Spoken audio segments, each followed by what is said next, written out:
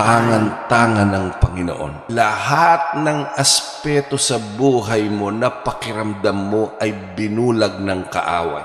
Palagi kong naaalala tong awiting ito. He's got the whole world in His hands. He's got the whole world in His hands. No? Huwag ka naman problema. Iniisip mo yung mga bagay na yon, yung buong mundo, tangan-tangan ng Panginoon. Lahat ng aspeto sa buhay mo na pakiramdam mo ay binulag ng kaaway.